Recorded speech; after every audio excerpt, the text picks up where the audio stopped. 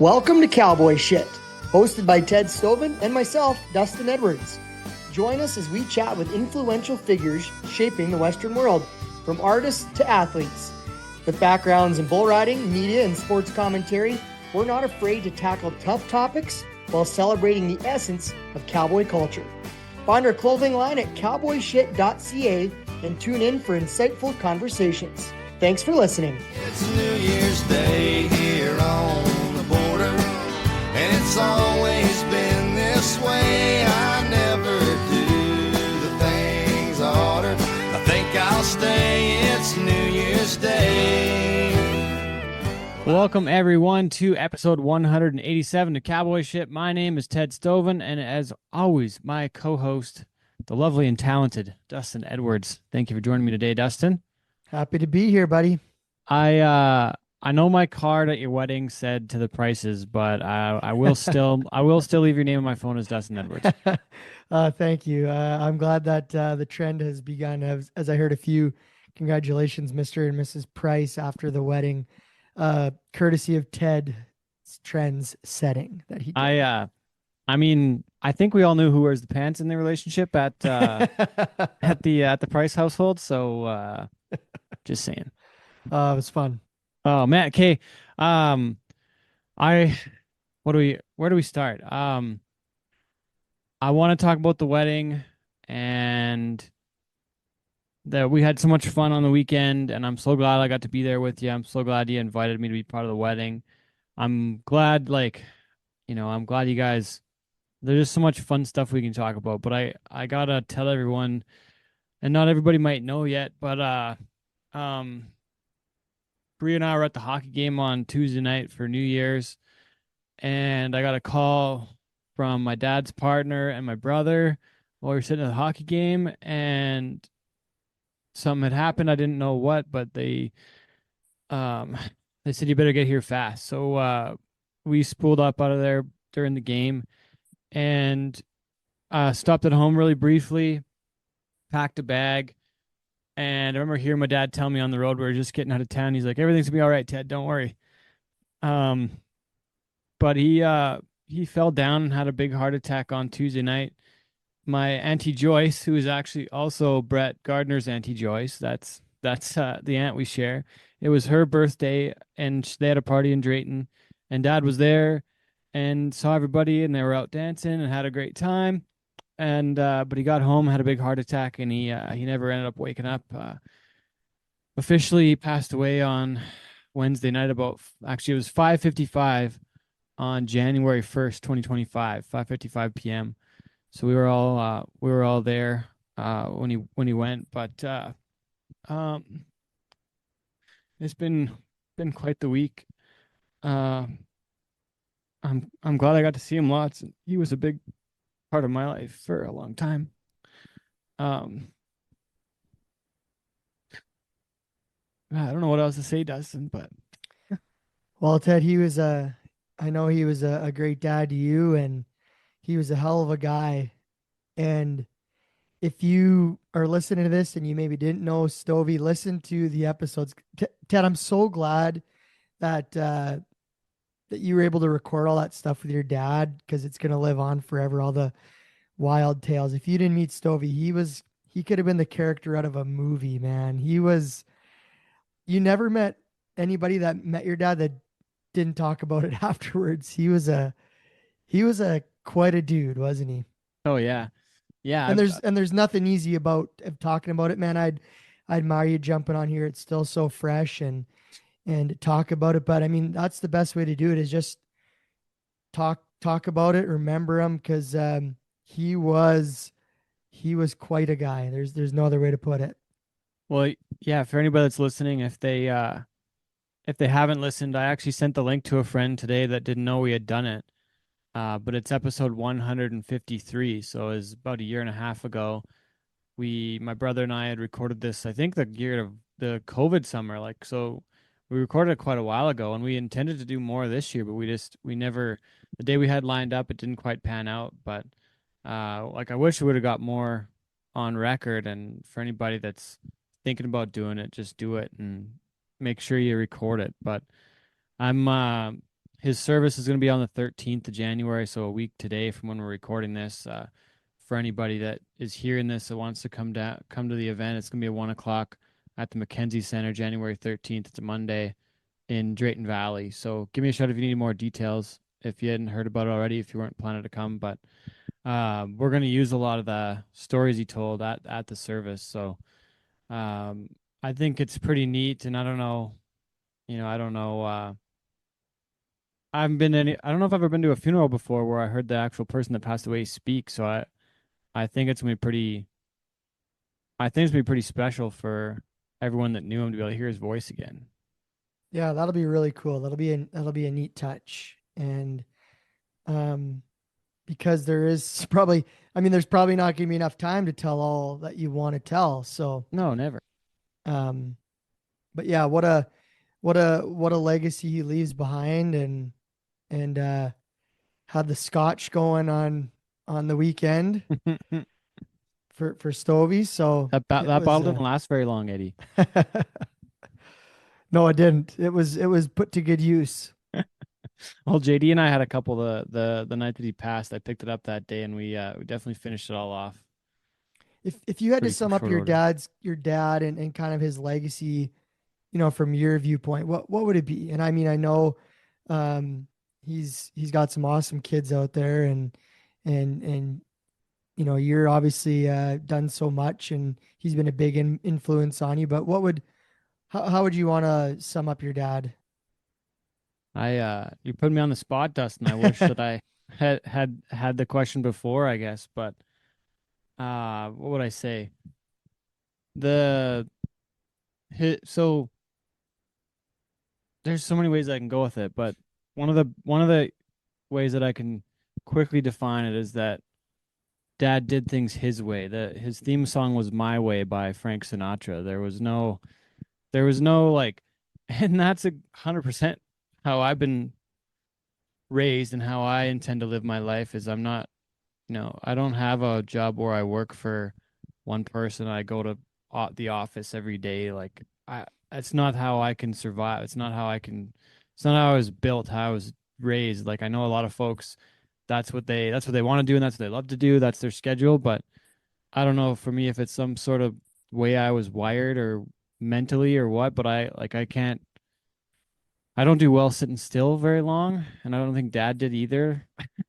But he definitely did things his way, and he took risks, and he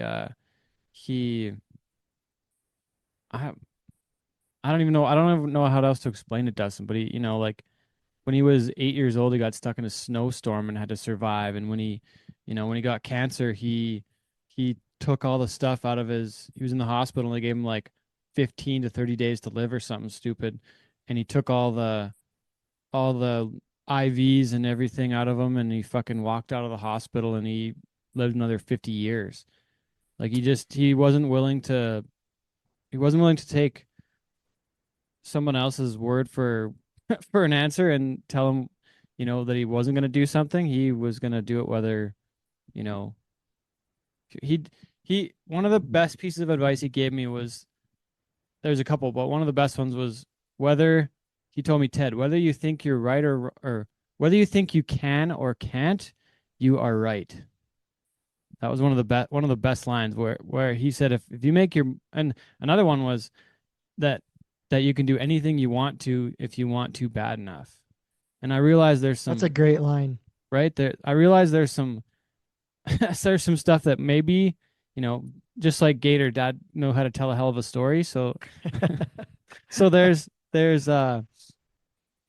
some stuff there that, I should say within reason, but on the other hand, if you want to keep it without reason, then I want to say just how I think we talked about with somebody on a show the other day, but like I very deeply believe that I can do anything I want to if I want to bad enough. And sometimes I don't want to bad enough and then it doesn't happen. So if I really want something and I really want to do something, then I know in my heart and deep down that I can do it. And that's because of my dad.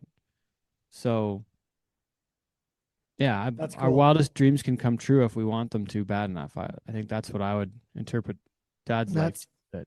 And that's coming from a guy who was worked all over the world and Yeah. seen some stuff and was around royalty and saw people getting gobbled up by polar bears and whatever crazy shit Yeah. was part of it. So Right. good guy to take the advice from, Ted. Yeah. Yeah. I don't know. I hope that kind of answers your question and kind of paints the picture for people. Well, But I like, threw you on the spot, but it's I yeah. mean, we've got this platform and we're talking about it, and Yeah. it's sometimes when it's just yeah, it's just interesting to hear, and that answer might change as time goes on. So Well, I hope I can more eloquently put it because Dad was great with words and he was very wise that way. So hopefully I can do him justice better in the memory that way. But he did well, it. on He did his it.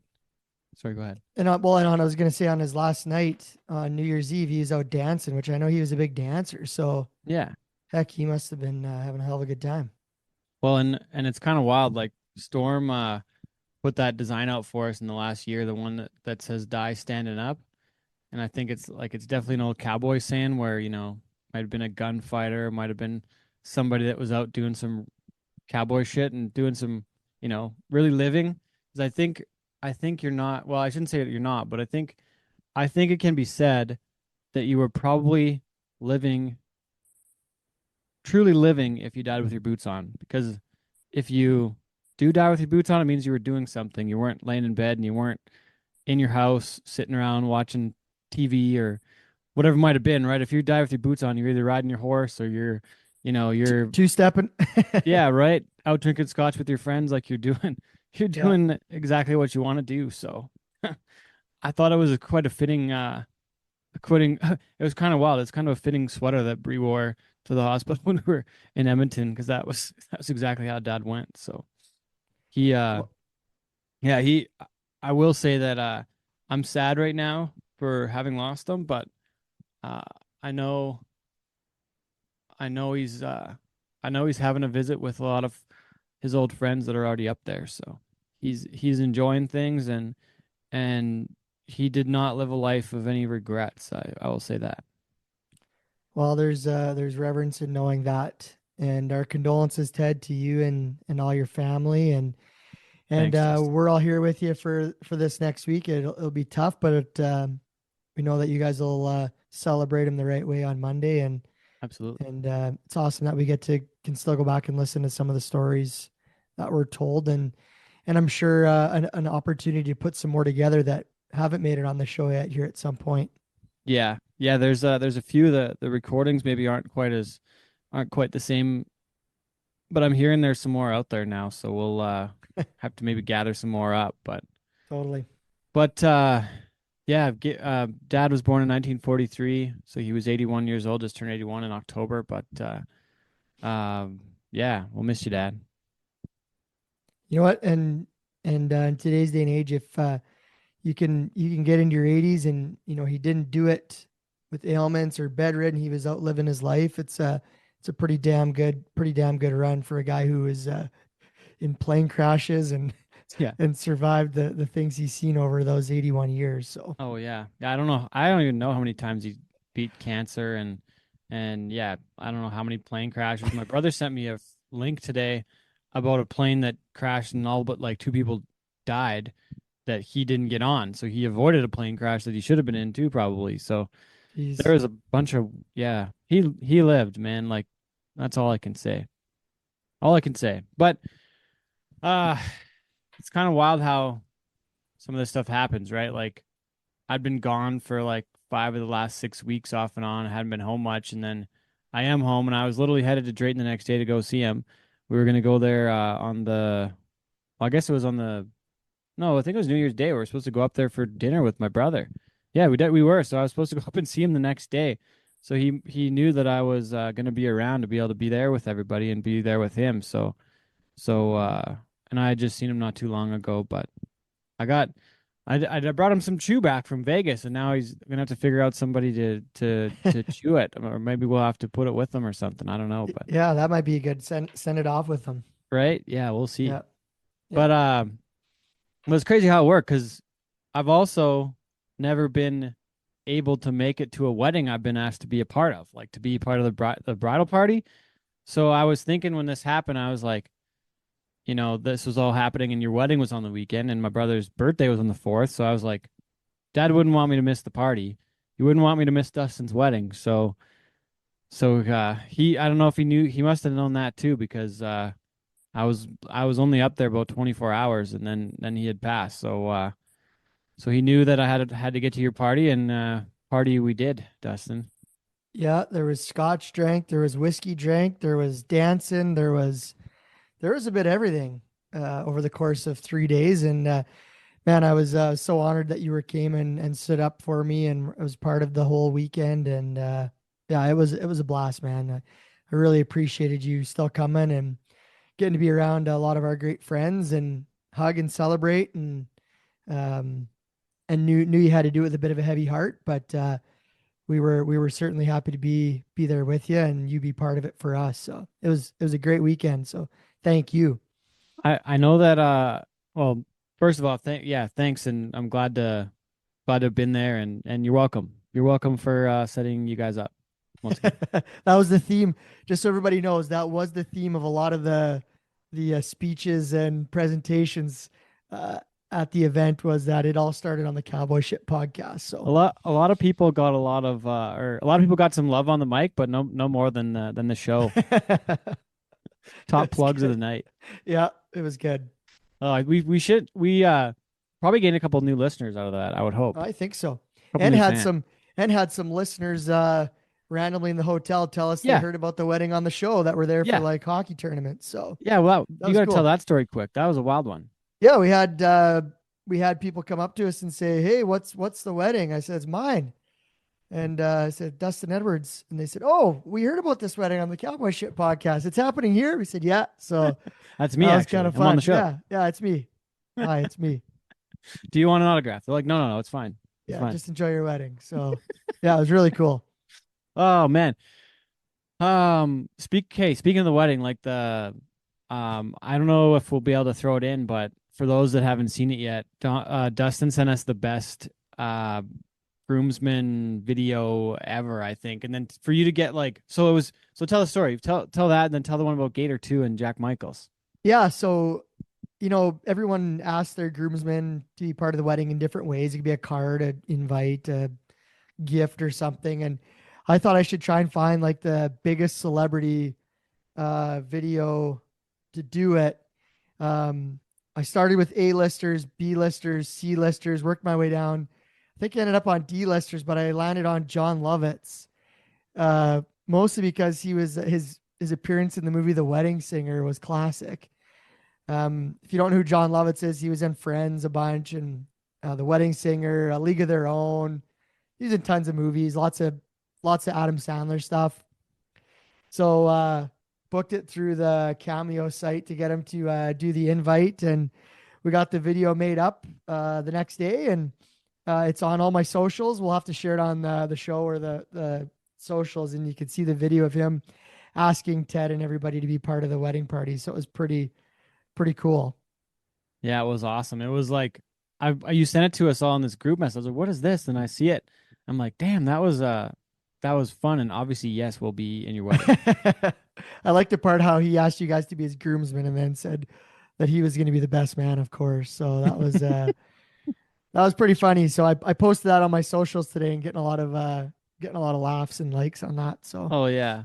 Well, and it then was and cool. then for you as a Flames guy working for CSEC, I was very surprised that you were able to get Jack Michaels to invite Gator to be your best man. I was a How'd you little pull worried that? about I was a little worried about that. But it was during the playoffs last year, and knowing that Gator is such an Oilers fan, and on the backside of it, like Gator always imitates him, doing his voice on the show. So I thought that would be pretty funny. Um, and I think he had said he'd been in 19 weddings, and he had never been a best man. So he gave Gator the one up there. So I've been in thought that was one. pretty cool. But I was fighting to get them put into the wedding ceremony, but we left them for social media and omitted them, which was probably fine because Gator's presentation took up the bulk of the show on, on Saturday night. He had about a I don't know a 15-minute slideshow deck and storytelling escapade that Gator went on. So um, he took up the bulk of the show, which was entertaining. Well, Gator, like that was probably the best man speech maybe I've ever heard or seen. I've only been in one wedding now, so thanks, Dustin. Yeah, Uh, but uh, but yeah, Gator did a prime job of telling stories, and we're gonna have to get him on because he had a story about the fucking the oh okay, well I don't know where he met this chick, but he had a housekeeper that ended up living at his house, and and you had to go in and pretend to be a realtor to get this chick to leave. that's correct. So Cole's notes: he hired a housekeeper to clean his house. He was batching it in Ponoka, and then he went away for work overseas somewhere. And she texts him and says, "Hey, um, I got kicked out of my house I'm living in, or whatever it was. And do you mind if I stay at your place while you're gone?" And he was kind of like, "Well, I guess you've got a key and you come and clean it." And then she like basically like declared squatters' rights and said, "I'm not leaving." And so we crafted up this idea where I became a realtor. But the problem with that was like she had to be there every time I came, every phone call. I had to fake these deals so that she could see like, hey, the house is sold. You've got to vacate. Because there was no other way she was leaving. She declared squatters' rights. It was totally nuts. So we'll get him on one day to tell the whole story. But it was a good enough story that Gator decided to tell it at the wedding and got a few laughs in the process.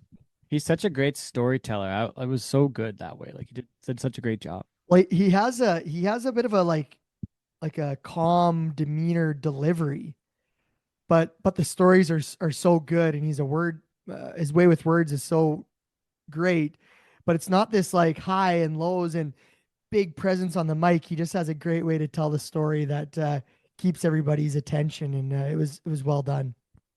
But in all seriousness, he is definitely the Larry David of Curb Your Enthusiasm as far as characters go day to day. 100%, Yeah. 100% he is. Yeah, yeah, yeah. So that was a good story to tell at the wedding, and then he told the story of me getting the slap shot in the nut.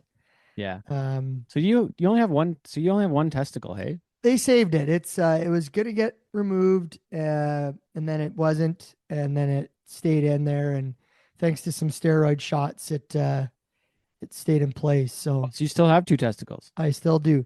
You don't have like a glass ball or anything like a No, glass eye. No. no, no. For all those wondering, Well, it's because a lot of still people were wondering. We were all on a cliffhanger because we were like, so it was the yeah, size of an avocado, but then did it like what happened? We weren't sure. yeah. It's still there. So And then rest assured. do we know if it's a functioner or not? Do you know if you have any I DVD? don't we don't know that yet, but now that we're married, DVD? I suppose we can put it to the test. So Put it to the test. yeah, Oh but man. and like I said when I thanked Gator, I said don't let the truth get in the way of a good story. I don't know how many. I'll have to fact check it, go back and listen, but needless to say, he did it in a way that was very entertaining. And then we Uh proceeded to dance the night away and have a hell of a good time. well, that's what I was gonna say. I was thinking, like, I'm not gonna lie, I was pretty tired, obviously, and pretty wore out and mentally, physically, like not my best, and had a couple drinks with everybody in the afternoon, and I was kind of like, I was a little down and tired, and like we did our pictures, and then we kind of like were hanging out for a little while, and I was like, I was battling, and I didn't want to get too drunk, like I didn't want to get too messed up, and I didn't have any shrooms with me, so I couldn't light it up and like keep myself awake. We didn't even talk about the stag party from the week before yet either. Yeah, that was another wild one. This was a busy week. Yeah, we had a lot of shit go down in the last since the last show, but I don't even know what all went down now. But do we talk about the? Did we? We didn't even talk about the stag yet, Well, did we? no, we didn't. No, We didn't, right? I don't No. think so. We had the stag at the Roughnecks game, which you work at, and I Yeah, tried to drug you. you guys rented the suite. Ted poured me a drink while I was working. But luckily enough, before I consumed any of it, um, it was told to me so that glass remained untouched, which was good. But Luckily, after the Roughnecks game, we all went out and we did the Telus Club, the live band. Then yeah, we went to the casino, and Ted took the casino down, tried to bankrupt the casino. and he did. My And pupils were very large, and my counting was on point, and my luck on the roulette table was impressive. it was very impressive. So we won some money. We had a great time. We had a great group. It was the who's who of Canadian contract acts and rodeo and uh, friends and family from all different walks of life. So it was a hell of a week. Yeah. Stag party, wedding. We had a party bus that toured us around during the wedding. We had the conference room the night before. We all hung out in and drank whiskey and eat pizza and told Yeah. stories. And it was just awesome. And so what I was trying to get at with the wedding night was I was battling a little bit and I was like, oh, like I'm trying, and my guts were like a little bit off, just like trying to get going. And and then I was like, I just turned a corner at one point. I was like, okay, fuck, like I gotta get together. Like we got like Dustin told us to bring the shit, like in the wedding production meeting. Like we gotta go strong here. I can't leave this wedding early. I can't be like a 9 p.m. and out kind of guy at the wedding. In the wedding, I gotta show up. I gotta be fucking a good wedding uh party guy. And So I visually seen when you turned that corner because at one point I looked over and we had these big light bars that were battery operated for the stage. And at one point you and Sean Morton were hoisting them over your head, running around the dance floor like they were you were weightlifting lights. And then Morton had a mop that he was dancing with, and you guys were out there just giving her. And I thought, okay, they're bringing the shit here. we're bringing the shit. And That you did. I feel like for me I think Sean was the one. It had to be Sean was the one that picked up the light because he picked it up like it was a Stanley Cup, and that we were like, it was my move of the week was the fist bump over the heads because I was what I was doing at your stag party, Yeah, it's the trying to party. weightlifting with just all arms. Yeah, but then I had the light. So then we had the light, and we were like going. But before that, I was up on the stage with Tarek, Yeah. the DJ, and I was doing my best DJ moves up there, getting people going. And then I was down with Sean, and then like I feel like that was a turning point. And then everybody knew we're like, okay, now we're here to party. And Yeah. anyone that didn't stay to party, they really missed out because it was an epic night of shenanigans, Yeah. And then, fun I heard shenanigans. Nickelback came on and people Yeah, were going.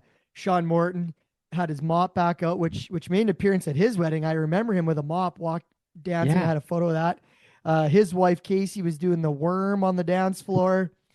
Our friend Tessa was doing the full on splits. It The was Rasputin yeah. splits.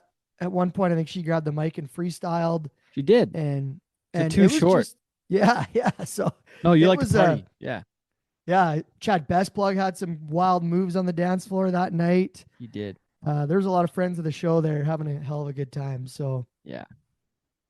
Yeah, I didn't get any live audio from the wedding. Sorry, everyone, but I was there in the moment. I wasn't recording much. I think I have we like 4 pictures on my phone. So we were enjoying it. I do have this one. Sorry that that you weren't close by, Eddie. We got You know this what one with Aly. let me suggest if you're doing a wedding, this was Ali's idea was to get a Polaroid camera. And there is some fun Polaroids in our wedding guest book. So we asked everyone to take a picture, put it in the book, or get a picture and take it home. And there it is. The Yeah, Polaroids was really, it was fun. sorry I didn't put it in the book, but we got this one. We did Uh, put we did put one in the yep, book for you're you. in the book. Yeah, there's one Yeah. in the book. Some Yeah, cool souvenirs in there. So it's really, I love that idea. It was really cool. I definitely signed your welcome again in the book for those wondering. You did. Yeah. Yeah. What was your favorite Um, one? How many nudes were in the book by then? How many gator nudes were in there? You know what? No gator nudes. We have a ash cheek of woman's with a thong. Um, do you know what? Everybody kept it pretty good. I'm not going to show the ass, but everybody took some really nice pictures. And my favorite comment of the night came from one of our friends, Robbie Chomick. Bruce Stampede was there, and he said, "I hope your next wedding dance is as fun as this one." Then his wife smacked him and said, "Don't say that." So we joked about that, but yeah, it was a hell of a good time. And thanks Oh, everybody who was there for joining us. And I still got the raspy voice from singing. Me and Aly, Gator and Tarek were officially the last two there because they were rock stars and stayed and put stuff away. But we officially locked the door on the hall, me and Aly, and we were the last two people in there. So yeah. our goal was to make it through the night with all our friends, and we were able to do that. So it was really cool. Well, then you guys stayed up late after just talking, and she said Yeah. in the morning. You guys Yeah, just it couldn't go to was sleep. You're jacked. no, we were just it was such a high, man. Like Yeah. I'd never experienced it's funny being at events and being on a mic and broadcasting, like at times you're in people's spotlight and attention, and but there was no high like I don't know, not that it was like an attention thing, but it was just like it was so cool, like doing the first dance and being up on the stage at the table with all my friends and going around visiting with everybody. And then we laid in bed and we're like, "Oh, did you see so and so?" And she's like, "No." I'm like, "Oh, did you see Yeah. this person?" She's like, "No." Did you? I'm like, "Yes." And then she said the same. And so there's Yeah. all these people that came and that we didn't even get to chat with. And I'm like, man, that was the hardest part, was just trying to get to talk to everybody. So Yeah. um, we'll look forward to catching up with everybody and reminiscing as we go on the people we miss. But just so cool to have such a diverse group of people from all these different areas of our life come together and celebrate. So lots of I, fun. I wonder what we could do, Dustin, where it's like a get together like that. That's not a wedding. That we could all just get together with all our friends and just hang out and have a party like once a year, Yeah, that's a good point. We'll just like pretend it's a wedding. right? A mock. Should we Everybody do a show mock up wedding? like it was someone's wedding, Right? Just have or a we've party once a year. or we've still got some unwed friends, Ted. So there's still going to That's be some true. more weddings to come. There's like, should we put a pool on it? Like Gator is not married yet. Covey's not married yet. Monty's not married Not yet. married yet. Ted's not married yet. I'm also not married yet. I dodged that one this year. So, um, I guess we never even So talked about that yet, honestly, either. We could talk about we're hitting some tough topics this week, but yeah, Ted's yeah, wedding never happened in August. yeah, We'll just go right to it. But this you were there, yeah, planning a very small, intimate one. So true. after experiencing mine, would you change how you do it? Oh hell yeah, yeah. I would make mine Yeah, exactly like yours. yeah, Can you okay, produce my wedding yeah. if I get when I get to that point again? Hey, also speaking of that, how about Dave Paulson, our MC? Oh, unreal. Well done, Dave. Well done. Dave Paulson was our MC. Um, we had Dom Saint Amon, kind of like our stage manager. Production He was assistant, he yes. was he was organizing Backup us all. announcer. Yeah. Dave killed it on the mic. He was so good. You know what's amazing to me How was, he insulted everyone at the start of the show oh, and everyone was total fine with roast. it. The best. He's the best. Um, Dave did all these really good stories, and I mean, he's such a consummate professional. And at the end, we went up to do a thank you, and all these papers were on the desk, but they were just the order that I emailed him. This He man made it up. didn't write down anything. He just spoke, and he's that good. You thought it was like this, like well produced, well rehearsed MC, but he totally slayed it. So He thank you, did Dave. he did write down the intros of all the wedding party. I Oh, did that's see right. that Yeah, written down. yeah, yeah, But everything else was pretty impressively off the cuff. yeah. So well done, Dave. Hell of a Yeah. good Well done, time. Tarek, too. MVP of the night, I Oh, think. Co what a MVP, Tarek DJ. on the DJ. That was Yeah, impressive. former guest of the show as well. Yeah. He knew when to play the right song at what time, and that dance floor was alive. Is that where you met him? Was on the show essentially? No, we met through rodeo. Yep, we Okay. met in Airdrie through the rodeo, Okay. and yeah, if anybody's looking for a DJ, that guy's Look, badass. hit him up because he's a Get Tarek. badass. Yeah, Yeah. yeah, and he's a cowboy, so he's Yeah. cool. Exactly. Dustin, what else do we have? We should feel Probably like get we to the show. This is a long intro. yeah, I'm sorry. We won't do it much for an extra this week, but I think we better anything else or should we just get to the interview here? Oh man, let's get to the interview. January's quiet in the Western world, so let's save some more stories for the next show, Okay. and lots of fun stuff to talk about on the next one again. Yeah. Okay, well this week on the show, okay, one more thing from Dad though. There was one more quote he had that I want to leave everybody with before we get to this episode, because I think that this guy we interviewed this week kind of like lives this a lot too. But my dad always told me too that, and I knew when he passed that I'd have all these friggin' dad quotes because he had so many good quotes that are ingrained in my mind. But Dad always said something along the lines of, "You only live once, but if you do it right, once is enough." Oh, that's a good one, man. Yeah. I love that. So Dad definitely did it right, and I think this next guy on the show is doing a hell of a job right now too. Read his book while I was in Hawaii over the holidays. JB Zeilke, the guest this week, the forward of his book was done by another guest of the show, Coulter Wall. You may have heard JB on a couple other shows the last little while, but Brady Dinwoody actually introduced me to him by text message like months before, and I didn't realize the connection. I didn't know what was happening. We kind of talked about it, but I got busy for the summer. Didn't get him on the show, but we got him hooked up in Vegas, which was better anyways to do it in person. But make sure to go buy his book. You'll enjoy the heck out of it. I read it in like maybe like an afternoon and a half. Like it's very well written. It's written in these little like 1,000-word pieces essentially. So it's a bunch of little stories from his travels. But he's done cowboy shit on 6 of the 7 continents on the planet.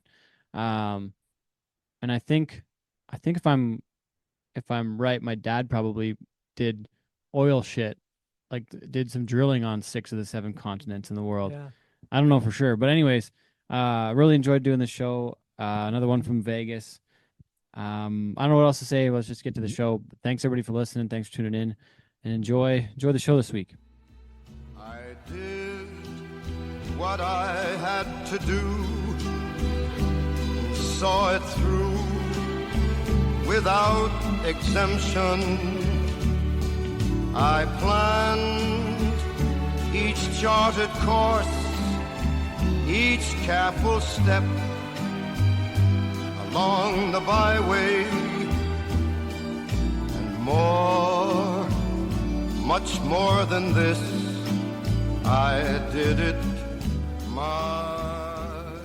Back in Las Vegas, Nevada. It is day something. I don't know where we are. Day 4? Oh, it's only day 4. I've been here forever. It doesn't feel like day 4, and it's Sunday, which is also weird.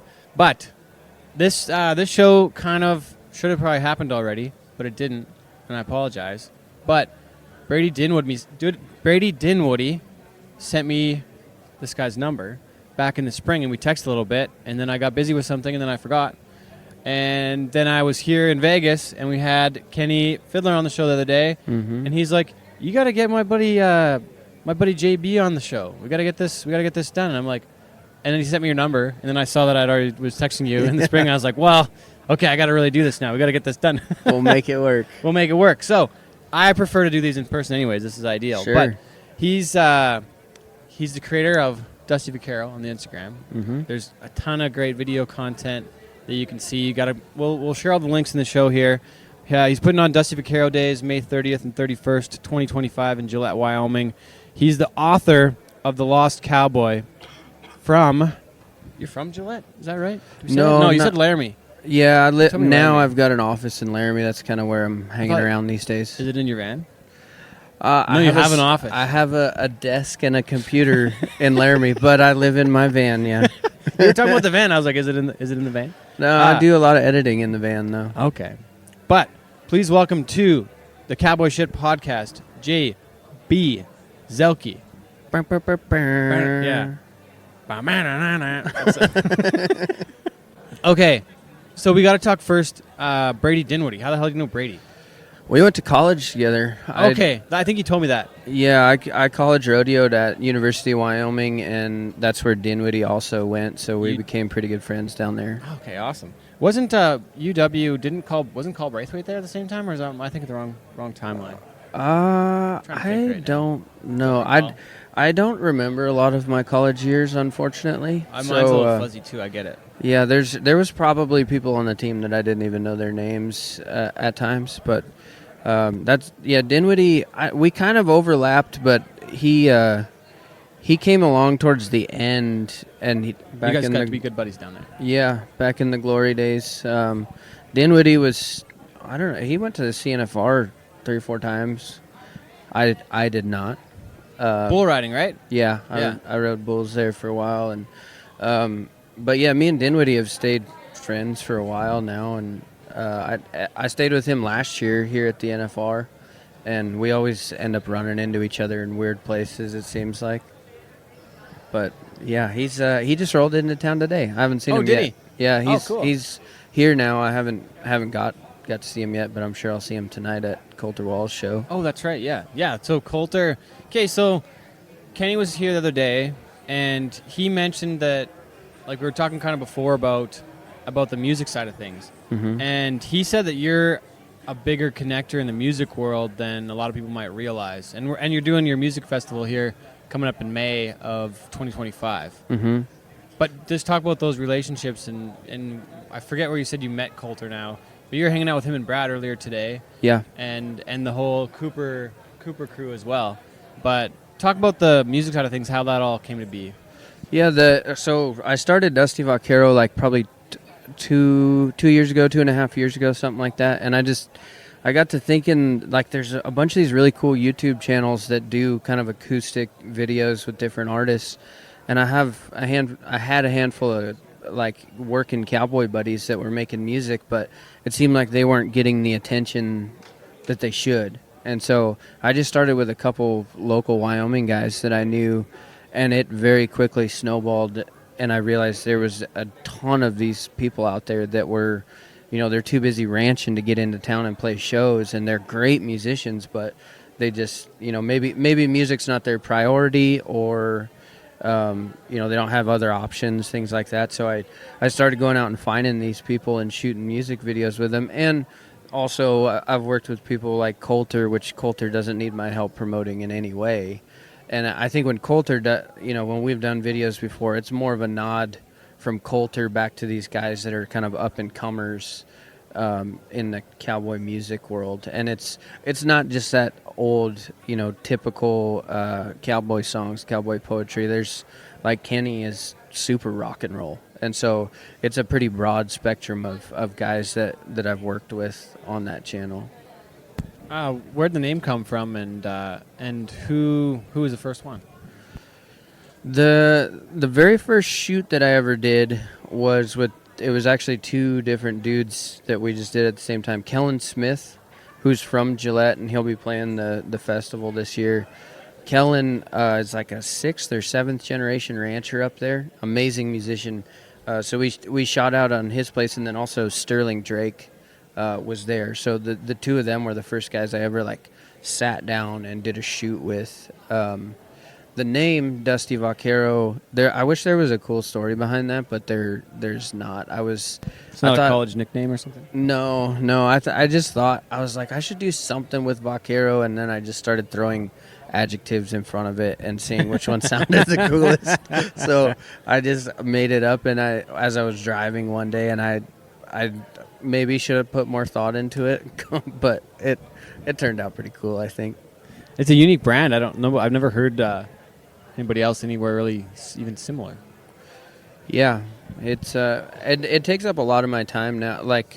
That's pretty much what 75% of my time is spent doing now. Video editing and driving and shooting and going to shows. I do the whole video series on YouTube, but I also do, like, for guys like Kenny and stuff, I'll go on the road with them and do live shows. Oh, wow. And then I don't post it. I just create content for them. So really? It's mostly my own series, but I do quite a bit of content creation for different guys too. Oh, really?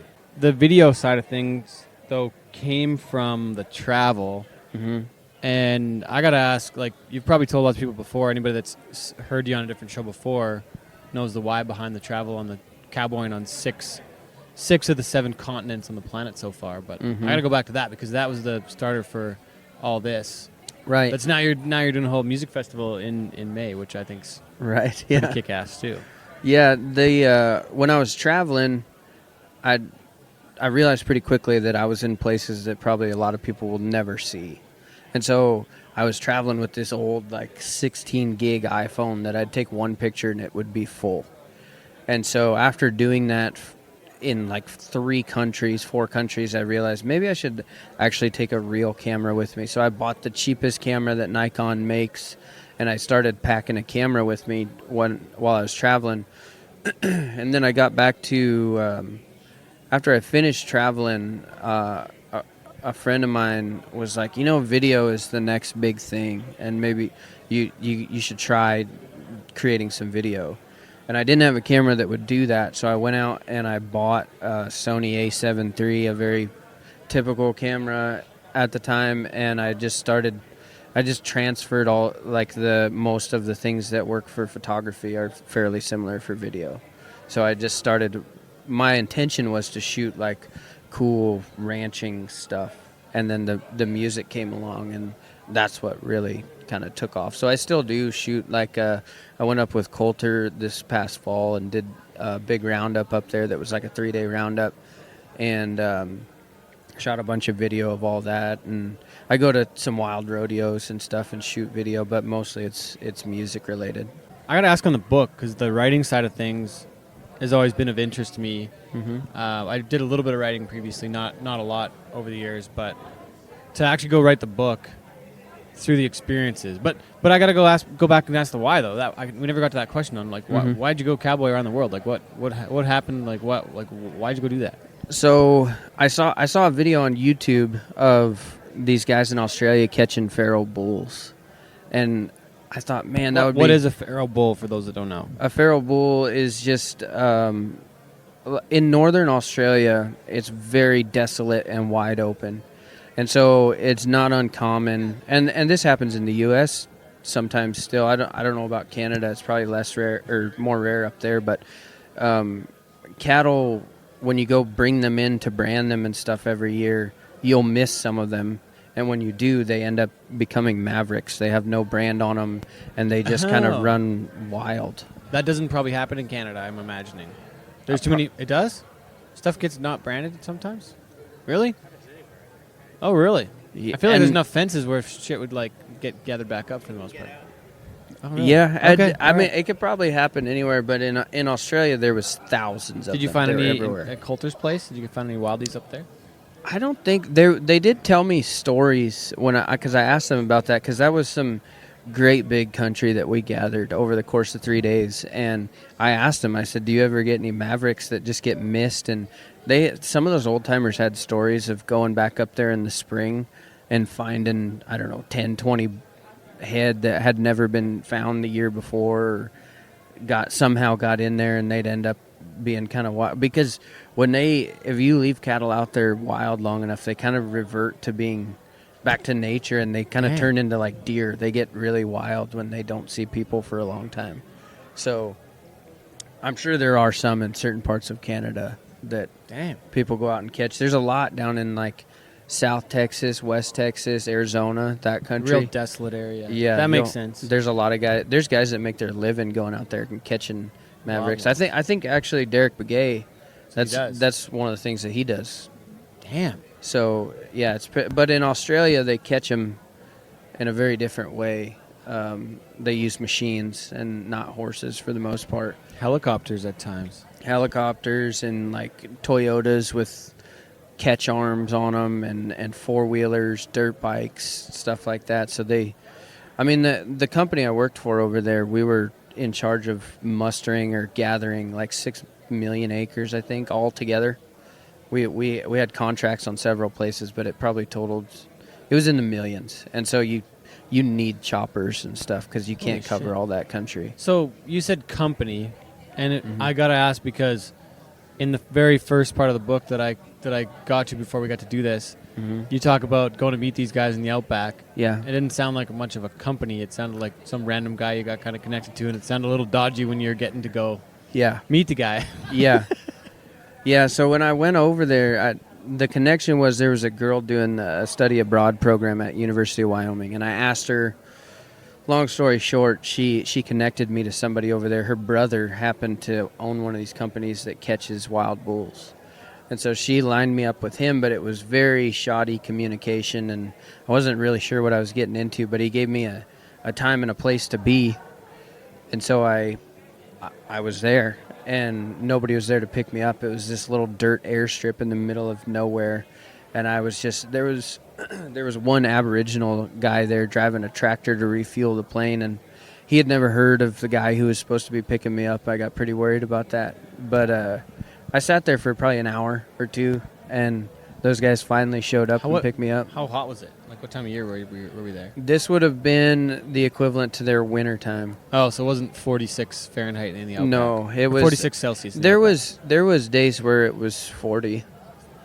Okay, so it wasn't super cold. It was cold, but not no, cold. 40 Celsius. Celsius. Okay, so it was smoking hot at times. It would get hot because in that northern part of Australia, it's probably it's close to the equator. Isn't yeah, it? that's so that would be like being somewhere in probably southern Mexico or something like that. It's hot. It's very hot. One of the tropics, I guess, not the equator, but it's closer. It's further north. Yeah, and it's very similar. I've been told that the environment there is kind of like the Serengeti of Africa. So if you can picture the Serengeti, that's essentially what that country looked like just big flat grasslands with some little trees and stuff around. Dang. Dang. There's, but okay, so I got to go back though. Like, why did you go to Australia? Like, and what were you doing before this? What was your path? Like, where were you at in life to just go off and like, I want to go do this? Like, Yeah. how are you making a living? Like, what? Like, I where were you? was a full-time student at university, and Oh, really? So did you like quit school and just go do this? I went on summer break. Oh, the really? 4 months that we had, and So you weren't rodeoing then at that point either? I had gotten a pretty bad wreck in Casper and got kicked in the head by a bull, and I didn't quit after that, but it was kind of all downhill after that. And I probably should have hung it up before I did, but I wasn't there to win anymore, and mentally I shouldn't have been getting on anymore. You get scared. Yeah, I had the same thing happen. I wrecked my shoulder and I never was right after. right. I had a brace on my shoulder and I was just like, this shit's fucking scary. Yeah, Honestly, So like you could like get killed. yeah, I was shit my pants constantly. one time in the practice pen.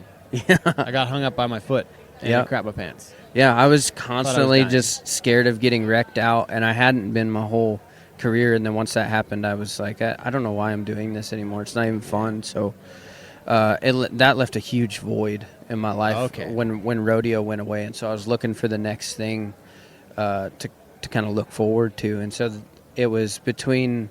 I had 1 semester of college left, and I went to Australia during the summer and Never worked finished that school. job. And I came back and finished. You did. Okay, good job. I finished. And From where did you say? Did you say Laramie? University of Wyoming. Yeah. So Yeah. What do you have for a degree? I've got a degree in veterinary science. It's like pre-vet, basically. Okay, yeah. I had intended to be a vet, and that never happened. And then I also got another degree in agribusiness. Okay. So you got a 4-year. You're a bachelor of something. Yeah, yeah. Bachelor of agribusiness. Sorry. So you're done rodeo and you're 22, 3, 4? 21. I was 21 when I went to 21. Australia. And then you like you're finding yourself essentially. Like you're like Yeah. I want to go do this, but Yeah. like okay, I gotta like again. What like why there and like what prompted the Australia It was besides just the girl from there that was doing the university program? It was just that video of them catching bulls I saw on YouTube. I thought that might be something that would give me the same rush that riding bulls did, and so it had just stuck in my mind. And then when the opportunity came, I jumped on it. Really? Yeah. So how far back? I'm sorry, this is kind of weird with the brand with Cowboy Sh, but like I told a guy, I clearly remember telling a guy when I was first living in Calgary, Brian Hansen at Smith Built Hats. He makes hats at a hat shop. Like it was a handcrafted hat shop in Calgary, Alberta. Mm-hmm. They do a ton of business during the Calgary Stampede, and it's like grown to be a whole nother thing now. But I told Brian, I was like, Brian, I just want to be able to do cowboy shit every day. Mm-hmm. Like I was done school at the time, or kind of in school. Maybe I was at the university at the time, but like started the first company, like the Everything Cowboy back in the day. And then I was like, Brian, I just really love doing cowboy shit. And like I don't even get to ride every day. Mm-hmm. I hardly ride at all. Like I ride more now than I ever have in a long time. But like I really love horses, and I really love being around all this stuff. And I want to live out of town again. Mm-hmm. Grew up around horses, but like I gotta ask, like for you, what was your path like as far as being around the Western world? Getting into so my family has nothing to do with agriculture. No shit. And so growing up, I was 7 or 8, and my mom worked at the grocery store, and I lived in a pretty small town, only grocery store, so she knew everybody in town. And there was a lady that had a bunch of horses in town, and she was always telling my mom, you should bring your boys out, and we'll get them on horses and see what they think. And I was probably about 7 when we went out and did that, and I just got hooked on it right away. I loved it. I'd never been around it, and so I would ride my bike every free moment I had that I wasn't playing sports or in school. I would ride my bike. It was 6-7 miles out to this place, and I'd ride my bike out there and work for this lady, and I'd make a little bit of money, like, $5, $10 here and there, and I saved that up. And by the time I would have been like 11 or 12. Maybe I might have been 10, but I bought a kill pen horse for $500. No way. And I would work off his feed bill, and then I would try and take that horse and do what I could to help the neighbors and maybe make a little bit of day wages and stuff. It was a 30-year-old, bag of bones that Oh, really? somebody was sending off to the killer. But that was my first jump into it, really. No and way. around that time, I also started getting on calves at the local rodeo, and kind of got in. Rodeo seemed to me to be because I didn't come from any kind of like ranch lineage, so I didn't have an in really, especially as a 12-year-old kid. So I kind of clung to rodeo to stay in that world, and then it just went on from that. Huh. So you get to Australia. When do you start feeling like you're living again after bull riding? How long until it's like, holy shit, this is cool, and I want to go see what the next place is. I want to go where, when does every continent with horses come into play? So that was after Australia. I was there 3 or 4 months. We got to came talk back. about Australia a little bit too. Yeah, we could. Yeah. Yeah. Well, We'll do that later, but go ahead. It's not the shortest answer about how I got around to all the continents, but after I got back from Australia, I went back and finished my degree, and I heard somebody that had a master's talking about how they were getting passed up. At this time, I still fully intended to have like a regular 9 to 5 or cowboy job or something like, and but they were telling me that they were getting passed over with a master's degree by people that had high school diplomas that were bilingual. And I started thinking, well, I don't speak another language. Maybe I need to know another language. And so that kind of planted the seed of maybe I should go cowboy somewhere where they speak Spanish and I could pick up Spanish. And Mexico seemed too dangerous for what I knew at the time. And Brazil spoke Portuguese, so then Argentina was the next reasonable option. So I went to Argentina, and mostly to learn Spanish, but I also worked with the gauchos and played a bit of polo and stuff down there. And once I got back from there, I bought a bunch of livestock, sold everything I owned, my diesel pickups, trailers, everything, and bought a bunch of livestock. And long story short on that is it went very bad, and I lost almost everything in the following year. And so I was pretty down and out, and I had my 15-year-old brother living with me at the time, and we were living out of a $600 Buick that I had bought off somebody in town. It was me, my brother, 2 dogs, saddle tied to the top of it, and we were just living out on government land for a month or 2, camping out. And he went back to school that fall and told all of his teachers he had the greatest summer ever because he got to go camping the whole time. He had no idea we were homeless, but during that time, he saw that I was, kind of in a bad place, and he was like, well, why don't you get back to doing what you like doing, traveling? And he said, you've already cowboyed on 3 of the 6 possible continents. You could go for the rest. And so it wasn't until then that really became a goal. I thought, I could probably do that. How much of an age difference is there between you two? He is 7 years younger than me. 7 years younger. Yep. So you finished school, and then you have a wreck with losing everything, and you got nothing.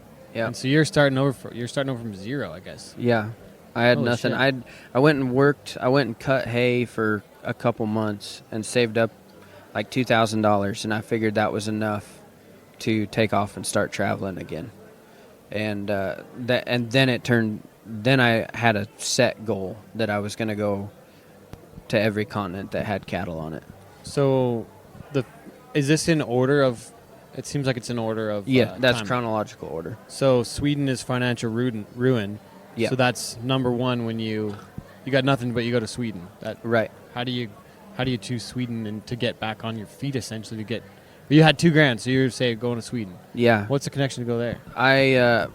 When I had all that livestock, I went through this program called Ranching for Profit.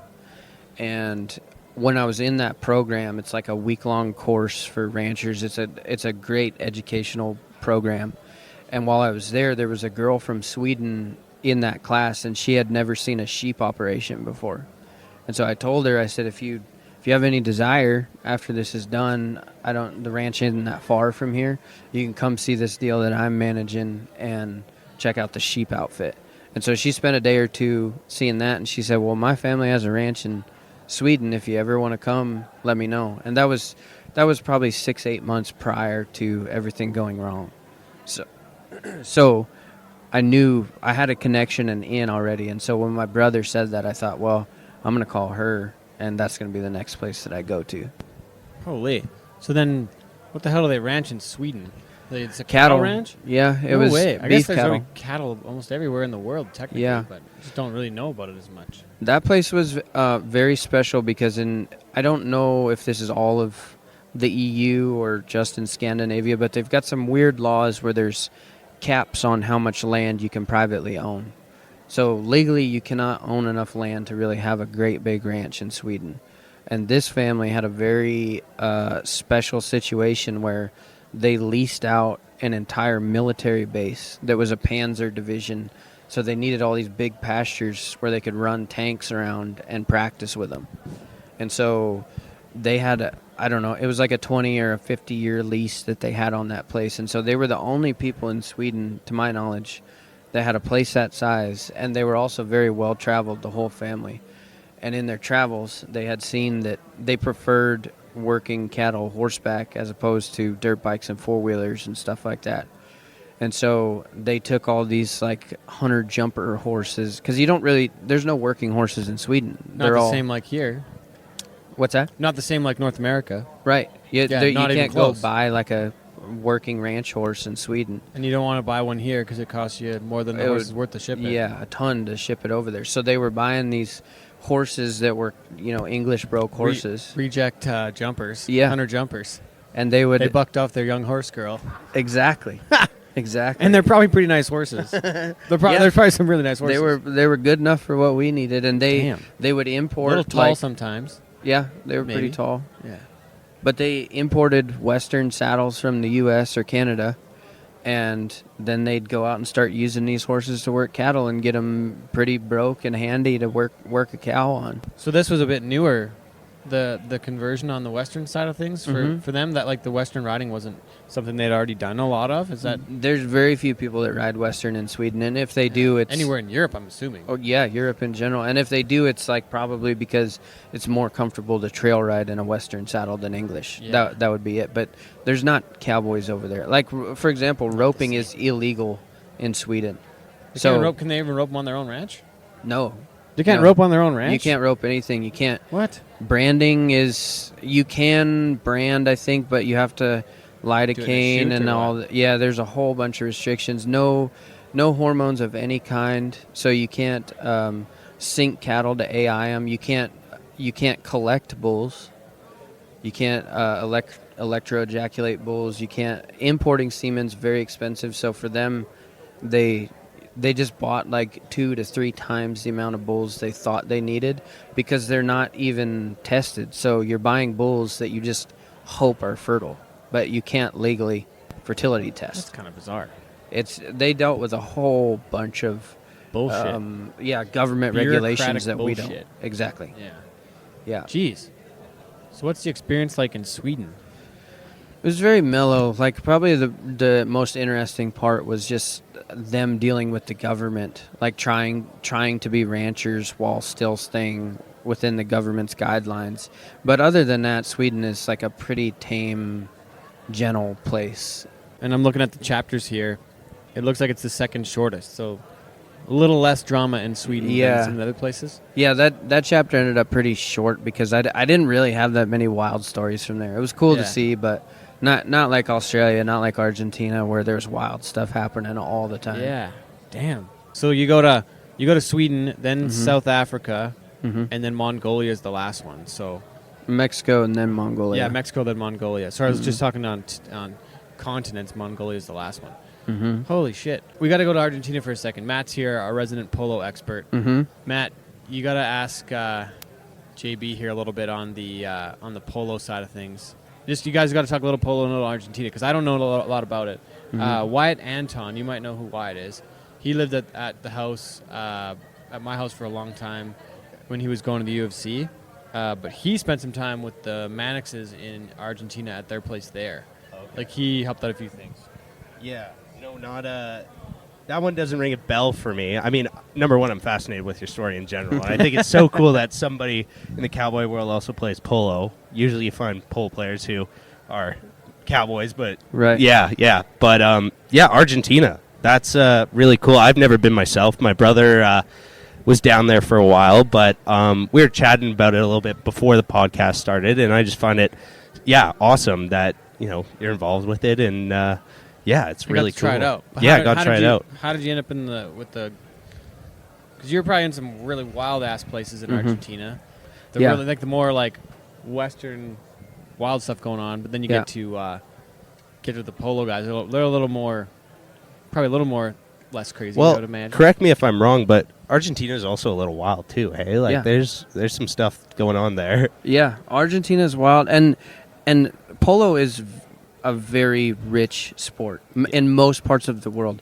That's not necessarily true in Argentina, because I mean everybody play it, regardless of income level. They play it down there. Whereas you go to Europe or here in the States, and I mean you're paying 25, 30 grand for a decent playing horse, and those guys are playing it every day. We were talking before, like they're going around practicing just using sticks to hit rocks on the ground.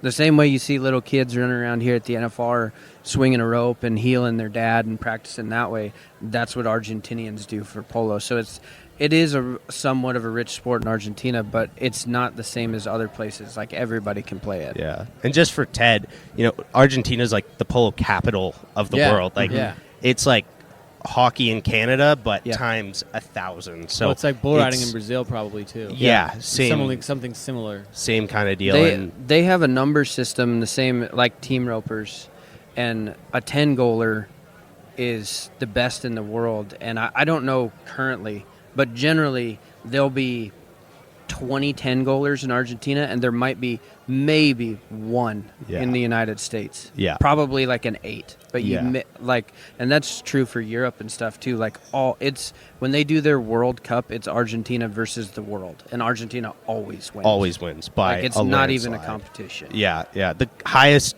Canadian ever was Fred Mannix. Actually, he got to 9, and he made it to the finals of the Open one year with Team Alegria. Now he had 3 Argentinian people on his team that were all 10 goals. So is it really Canadian? But that's kind of our proud moment with him is being 9 goals. Yeah, and he's got a massive breeding operation down there. I'm sure you've probably seen some of those operations down there. They're insane what they're doing with artificial insemination and cloning. Mm-hmm. Yeah, like you go onto a field now, Ted, and Adolfo Cambiasso is the best polo player in the world by miles. Some people say he'd be 15 goals if he could go to 15, and his son now is doing really well and is 10 goals, and he won the Open a couple years ago with him, so it's really cool. But where was I going with this? Was it Cambiasso had an entire string of the same horse? Right? He had an entire string of the exact same horse. It was a cloned horse. It's all clones. Yeah, he played like 6 of the same horse,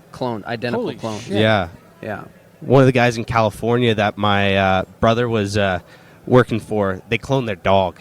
Yeah. Just because they love the dog. There's some serious money in polo. Oh my god.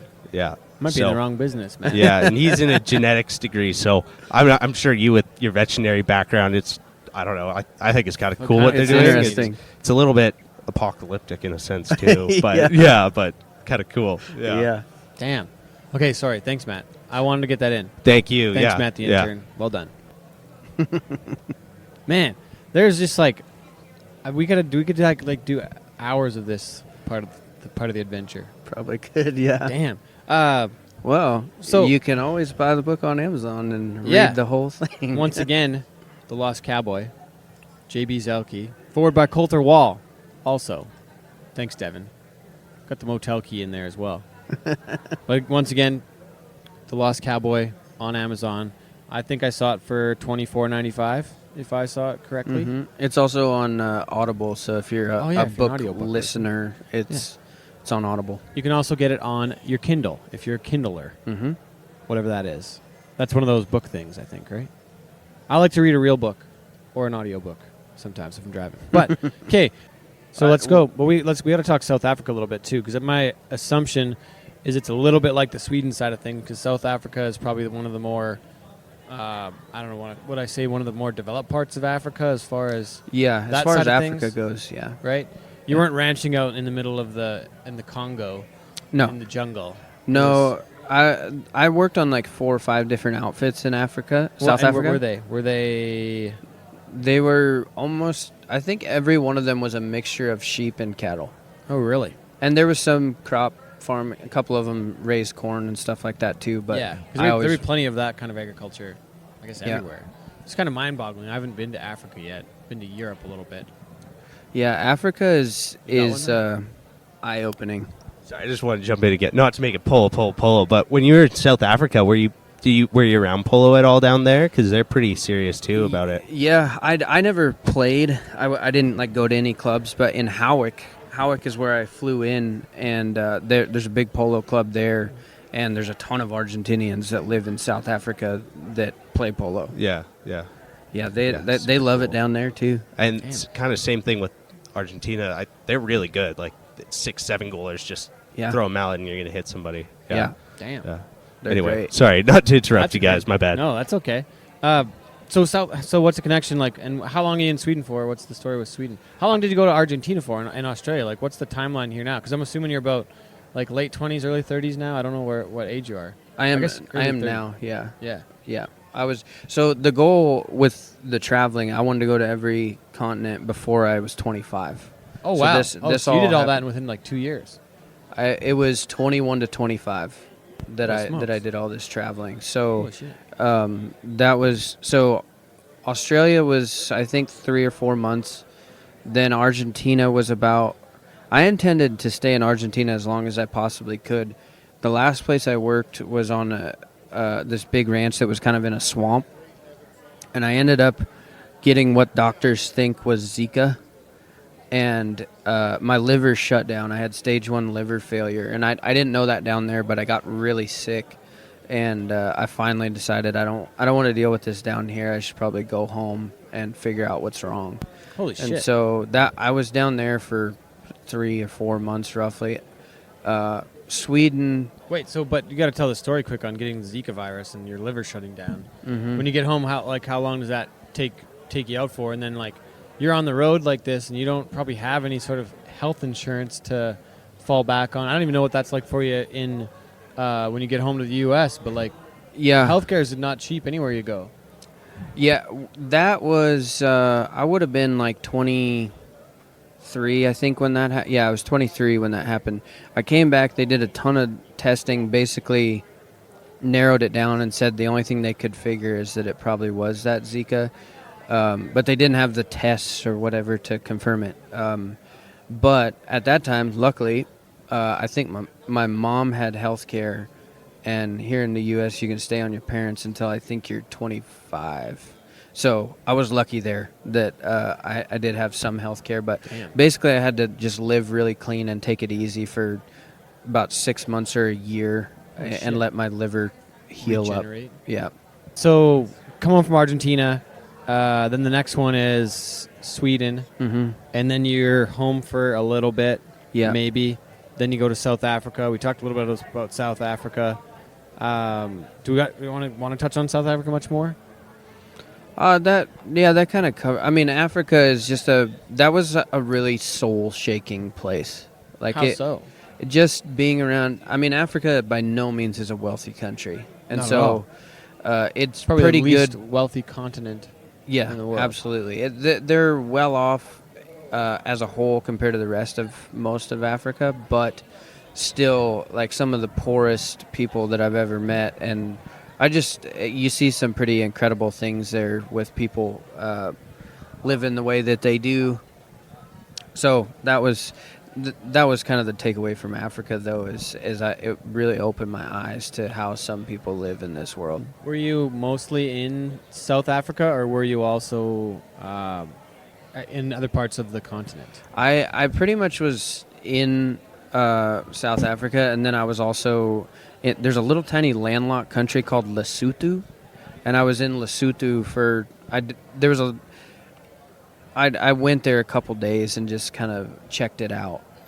But yeah, it was pretty much entirely the country of South Africa. Oh wow, okay.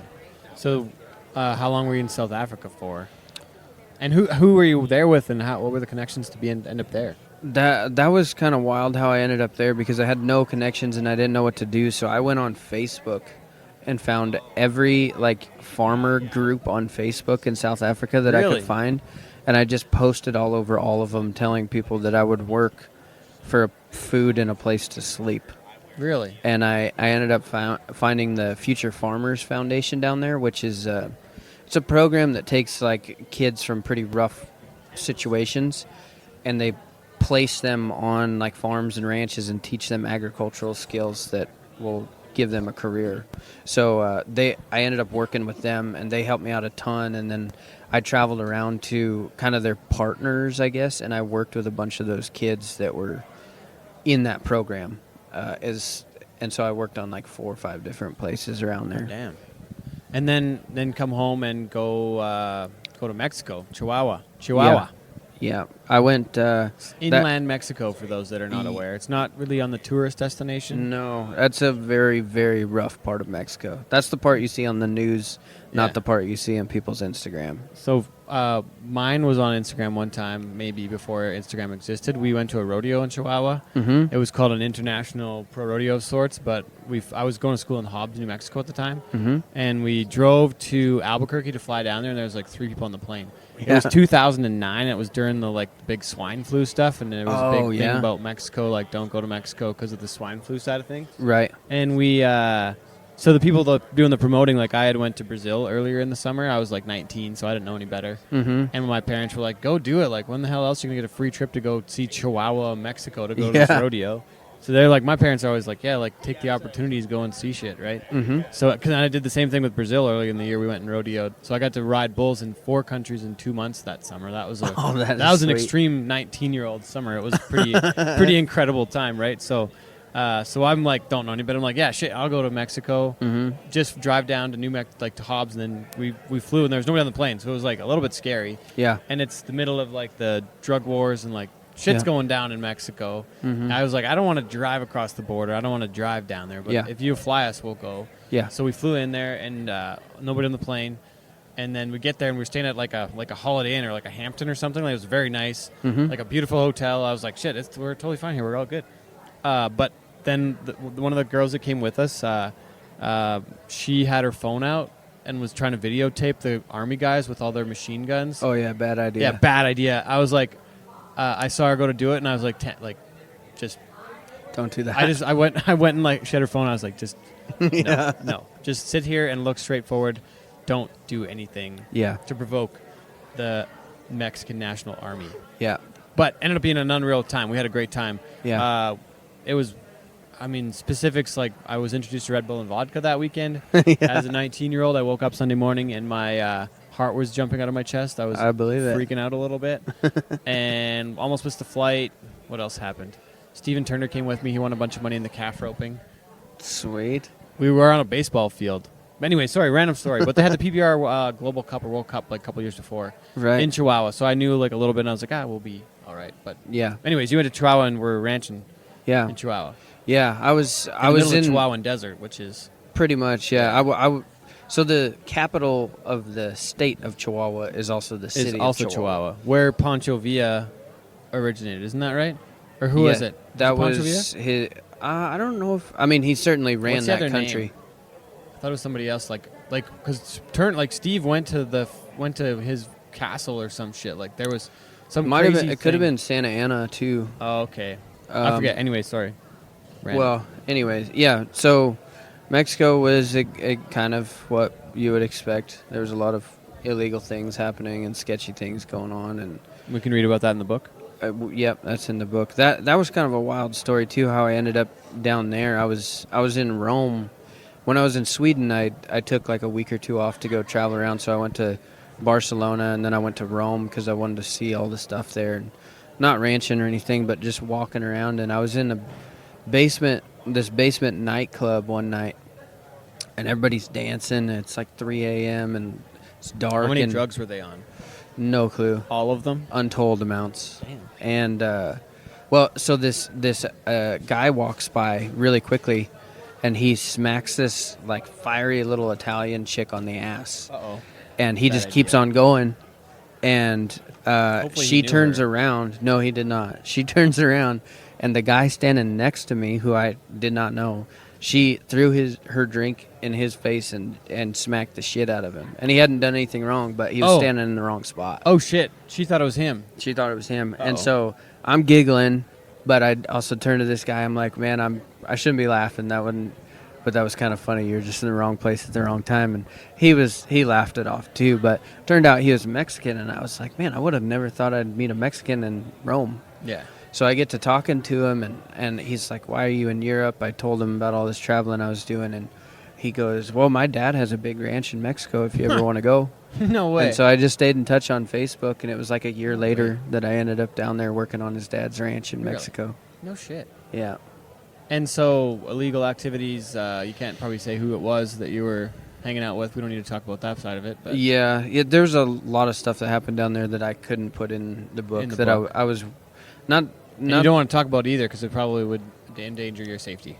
Right. Yeah. Yeah, pretty Holy much. shit. Oh, and the people that I worked for down there. So Yeah. I tried to keep it as vague, like paint the picture, but it's pretty vague because there's certain things that I didn't want like blowing back on me or people around me. Yeah, But fair enough. there was, it was all around us all the time. The idea, the reason I wrote this book is because when I was in Mexico, this story is in the book. I kind of just accidentally ended up in the middle of a big gunfight between two rival cartel factions. Holy shit. And Is that one of the questions I had kind of cooked up as we got talking was when did you feel like you were going to die in this adventure? there in that was place? a lot of times, but that time specifically, Yeah. I was thinking, I was laying on the floor in this like stucco house, and I knew the bullets wouldn't come through the house or through the walls, but the old lady I was living with in Mexico, she's like, just stay in your room and lay below window level so you don't catch a stray bullet. They weren't looking for me. It wasn't like they were after me, but I dang sure could have. I mean, they're fighting in the street right in front of the house, so Fully coulda caught 'em. automatic weapons? too? Yeah, I couldn't count how many thousands of rounds were fired Holy out there. shit. And so that's happening. I'm laying on the ground, and I got to thinking, I very easily could die doing any of this stuff, and I don't want to take it to the grave with me. So that next day, I started writing all this stuff down. Oh, no and way. I didn't have my laptop or anything, so I was just kind of taking notes. But that was when mortality kind of struck, and I got to thinking I should probably document all this and have it somewhere. Holy shit. So, what about in the previous travels? Like, we're almost at Mongolia now for the folks that are going to get the book, and I hope a lot of people do check it out. And I'm excited about reading it. I'm sorry that I didn't get to read it earlier to talk more on it. We got more we can visit about other than just the book. But I read one story. I'll tell you which one I read. I was talking to JB here before we got going. He said to read Hands. It's the 21st story in the Argentina set of things. And we better allude to it a little bit. You better tell a little bit the story about so people can kind of understand what it is. So the format is all the different countries are laid out from the travels of when you got going, what you got started, and then it goes in order of the timeline of when you experience these different countries, all the way to Mongolia being the last continent that you would cowboy on.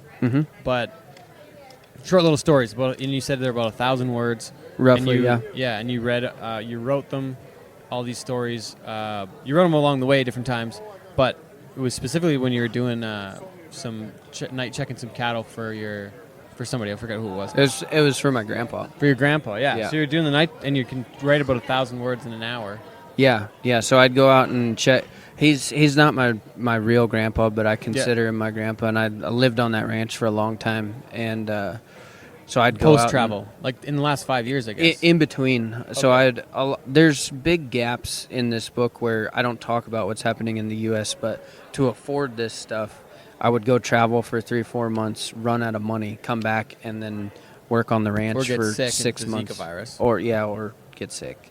And so I would always go back to that ranch and work there. And so I was checking cows at night in the wintertime, and you go out every hour on the hour and ride through them. And so I'd come back into the barn and sit down, and I'd write these stories. So they ended up being kind of short. You can pick up the book, set it down. You don't have to read it all the way through. They're just kind of a bunch of short stories. But that hand story is kind of a favorite that a lot of people bring up, and it happened in Argentina, and my Spanish I was learning as I went, and I thought I knew the word for hands in Spanish, which is manos, and we went out. I was out with these two gauchos riding around, and we rode through some big tall trees, and they kept saying manos peligroso, and which means danger, or at least that's all I got out of what they were saying. And so I was like, I don't know what's dangerous about my hands, but I just kept them really right in the center as we're riding through, thinking that something was gonna. You're gonna get something from a leaf on a Poison, tree or something, yeah. poison ivy or whoever the hell knows. So I'm just keeping my hands together, watching, following behind these guys. And what were you going to do? What was going on? We were gathering a pasture. We were going out to just bring a bunch of cows into the yards, and so these guys are up ahead of me, and I see them wheel around and come running back as fast as they can. And I don't know what they're running from because I can see through the trees pretty well. There was nothing on the ground coming after them. And as they pass me going the other direction, and I look up, and there's all these little monkeys swinging through the trees. And I realized afterwards that I had mixed up the words, and because hands in Spanish is manos and monkeys in Spanish is monos. And so they were telling me to watch out for monkeys the whole time. I thought they were telling me to watch my hands. So these monkeys come, and they run us down, and they start slinging shit and trying to pee on us. And it was a monkey piss hurricane in the middle of the forest. So it got pretty western there That's for a minute. Bit shitty out there. Yeah. Damn. The last part of the adventure is the Mongolia, and I think about Mongolia, and one of the pieces here is Back to Civilization. Number 7 is Uno. Is that the Uno that I'm thinking about, like the card game? Yeah.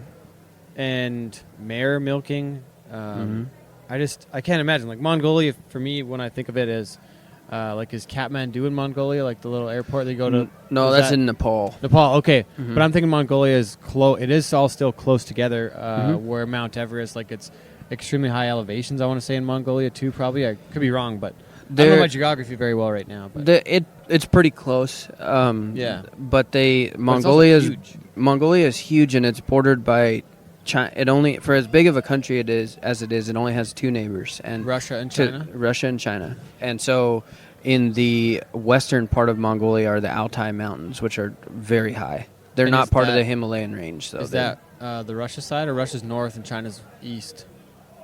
China's south, Russia is north, and so gotcha. The Altai Mountains do go up into Russia. Damn. But like the Great Wall of China was built to keep out Mongolians. Damn. So that southern border is the Great Wall. Is the Great Wall on a lot of it. How do you even get to Mongolia? Number 1. There's only one city in Mongolia because for a very long time, for thousands of years, they've been entirely nomadic there. No shit. And so when the Soviet Union took over Mongolia, the Russians were like, look, you can't all just be out there horseback wandering around. We need to have meetings and stuff. Holy shit. And so the Russians made them create Ulaanbaatar, which is the capital, and it's the only airport only city and only airport in Mongolia. So you fly into there, and then you can bus or take like little planes to other parts of the country, but pretty much I think it's 60 or 70% of the country is still nomadic. They live in canvas tents and move around and live horseback. So it's still pretty. In 2024. Yeah, and there's very few paved roads. There's definitely not a highway system, and there's hardly a paved road system. So it's just no such thing kind as a of phone 2 system tracks. Either, probably, is there? Very little service on the phones, and so it's that people do have cell phones over there, but you're kind of jumping back several hundred years in time when you go over there. Holy crap! How do you get hooked up with somebody in Mongolia to go do this? So I had seen something online where these people were taking. You can go buy horses are very cheap in Mongolia. You can buy a good broke saddle horse for like $500. So I'd seen other people go over there and buy a saddle horse and a pack horse, and then there's also no private land in Mongolia for the most part. It's all public. So as long as you're not bothering anybody, you can ride wherever you want and do whatever you want. So these people will go over there and buy horses and just ride across the country. and that was my intention, was to go over there and do that. And I ended up talking to this guy on Instagram who is an American that spent a lot of time over there. His name's Eric, and Eric had a connection to these people, the last people on Earth that still ride reindeer as their main source of transportation. And so I started asking for advice, where I should go, what I should do, and he said, you ought to just come on this trip with me. I'm fixing to go visit these people that ride reindeer, and you have to be a fairly capable person. Like, this is not, I'm not going to hold your hand on this deal, so you got to know what you're doing. And so he convinced me that I should go. I thought, how could I turn that down? That's pretty dang cool. So I ended up going with him and going up to meet these people that ride reindeer. And I spent like 3 weeks up there, with 2-3 weeks, I don't remember what it was. And after that ended, I was pretty much out of money because I'd spent it all on that trip. But the people who were originally going to sell me horses, they just hired me on as a guide, essentially. And so because I knew how to pack and how to my job was to teach tourists how to hobble a horse, how to stake them out at night, saddle, how to tie down loads, stuff like that. And so they just let me stay there for another, I guess it was probably 2 months that I just spent teaching people in English and Spanish how to go live in the middle of nowhere with only your horses. Who's coming to do that? You'd be surprised. And these people that would come do it had far less horse experience than I did. And I was nervous about it. And these Europeans, Americans, Australians would show up, and they would tell me these stories like, my mom had a horse when I was a kid, or things like that. I mean, had very, very little horse experience. And they would show up and they'd spend a week with me, and we'd go out and I'd put them on 6 or 7 different horses, let them try them out, see which ones they liked, which ones they were could handle. And so we'd go out and ride, and then every afternoon I'd give them lessons on, this is how you hobble a horse, this is how you stake one, this is how you put your pack saddle on, secure your loads, these are the knots you need to know, and this is how you treat small wounds, saddle sores, stuff like that. And so they'd spend 3 to 6 days with me learning that stuff, and then the company I worked for would just sell them the horses and say, good luck, if you never come back, we don't care. But if you do, we'll buy the horses back from you. So it was kind of an unguided trail ride, but very extreme. Holy shit. Holy shit. Yeah. That's nuts. How are you making a living now? Off the book and doing all the Dusty Vaquero video stuff, and then I still day work when I can. I'm always traveling around, so I'll get some day work in Wyoming. I go to Texas pretty regular and work for some friends down there too. So it's kind of a mixture of those 3 things right now. When a song isn't released on YouTube, can you help claim part of the revenue with the artist? Like, are you guys splitting some of that on helping them out that way, or so how does that work when it's not? Does the label own those still? They still own them. I don't fully understand how that all works, but what I do know is artists pay for ASCAP, and there's protections on their music. Yeah. And basically what those do is, if I post a video of these artists, they get through that we split the revenue. Okay, cool. So it collects it for them, basically. Yeah, perfect. But that's I don't make very much money off the YouTube channel. I puts a couple tanks of gas in my van every month, and that's about it. Yeah. I wrote down. I was gonna look up what the definition of inferences was. I don't know what inference. Yeah, because I got thinking about what the inferences of the cowboy that you've seen in 6 different continents on the planet. There's, we as North American cowboys, we're from up north, obviously from Canada, but you guys, the cowboy is a worldwide symbol. The cowboy hat is a worldwide symbol, and I don't know if I got to figure out what the hell that word is, but it made me think about what you learned, or what some of your thinking end up being? I'm not sure if it's in the book. It very well may be. Some of those pieces might be in here on your thoughts, but Yeah, there's some in the book. I think what it comes down to is, people got to eat everywhere, and so beef or just meat animals in general are pretty much everywhere on Earth, and they have been for a very long time. And people, so we call them cowboys here. They call them ringers in Australia. They call them vaqueros in Mexico, gauchos in South America. They have different names, different styles, but at the end of the day, everybody's just trying to raise animals and feed their families and their communities, and the end goal is the same: to raise healthy animals. And there's subtle differences in how they get there, but at the end of the day, cattle, sheep, goats, things like that, they're just essentially harvesters for what some of these rough, rangy areas that you're not going to grow corn or soybeans there. They're rocky, they're rough, and the grass that grows on those hillsides is harvested by these animals. And that pretty much worldwide is what people are doing, is just trying to raise healthy animals to feed their families. and because what are the people in Mongolia like? You can't just go to 7-Eleven and get lunch. You can't No. go to Papa John's and get a sandwich on the way around Mongolia. Right. How are the folks eating and living every day as nomads, like still in 2024? They produce 100% of what they use themselves. Most of those people don't have a cent. I mean, they Really? don't have money. They produce what they need, so they produce all their own leather. They'll trade horses or cattle or whatever if they need a new tent or something like Wow. that. But they produce all their own food, and they don't farm. They're not farmers. So what are they doing to produce food?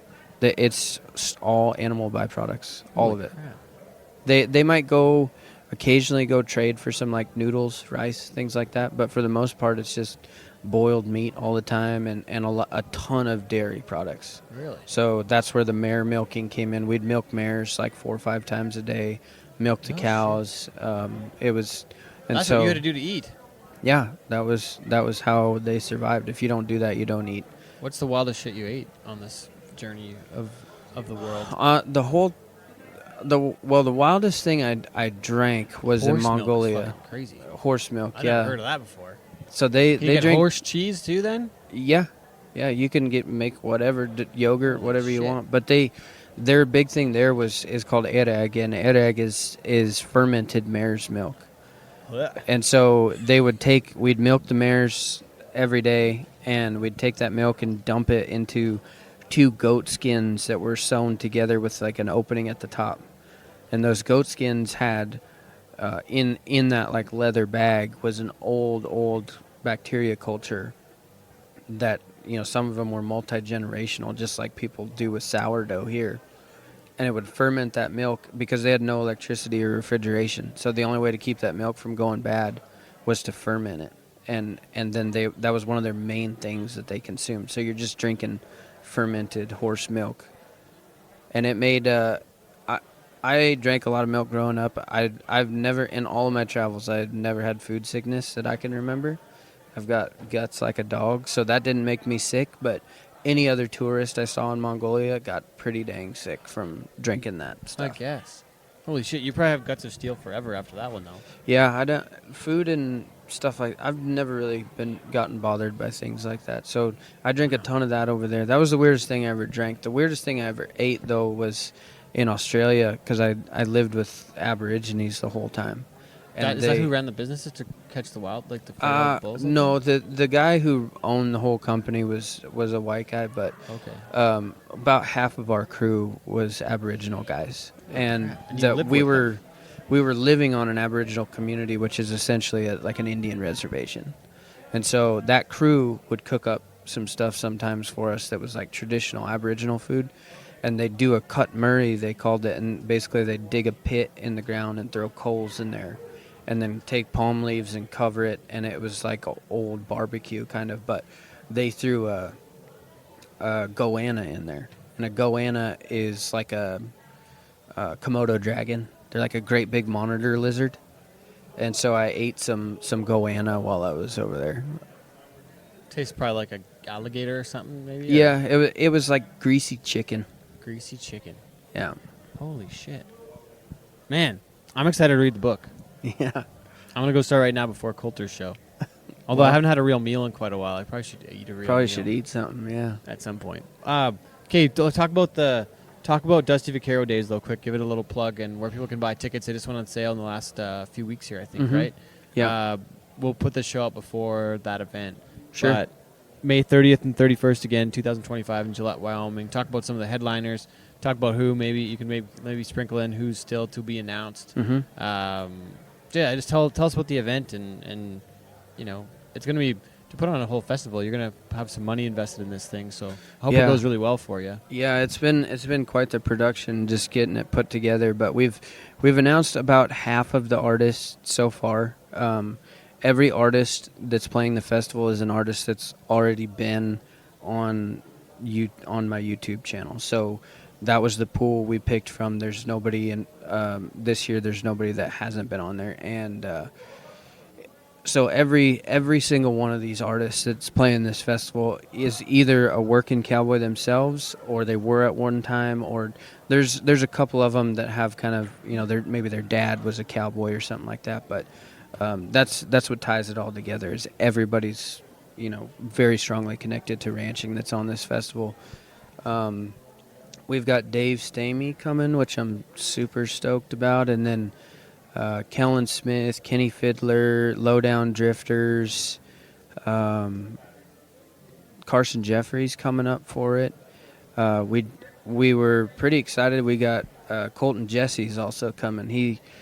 He kind of took a hiatus from music the last year or two, and nobody was quite sure if he was going to come back. But this might be one of his first shows back. We had to bug him a little bit to get him to come, but he's going to come up. Logan Ryan, Cade Hoffman, and there's still, that's only half of it. There's a bunch more, and there might be some big time special guests that show up there. To be determined. Maybe. We'll see what happens, but it's pretty affordable as far as tickets. Festivals go. Yeah. It's a 2-day deal, and we've got camping. We're going to put on a goat roping. It'll be a good time. Carson Jeffrey makes belt buckles, and so he's putting together two buckles for us, and those will be the first annual goat roping champion buckles. So come rope some goats and listen to some good music. What's your definition of cowboy shit? Cowboy shit. Man, I think it's things that just are on the verge of being out of control. Like, I think that's where you feel the most alive, is right there on the edge. And to me, that is cowboy shit, is being right there on the edge and pushing yourself, because that's where you also learn the most. You learn the most about yourself. You learn new skill sets by pushing yourself out of your comfort zone, wherever that may be. And so I think when you hear people say that we're doing cowboy shit, it's stuff that's pushing the envelope a little bit. Well, and you know it firsthand, having done cowboy shit on a large amount of the planet. Yeah.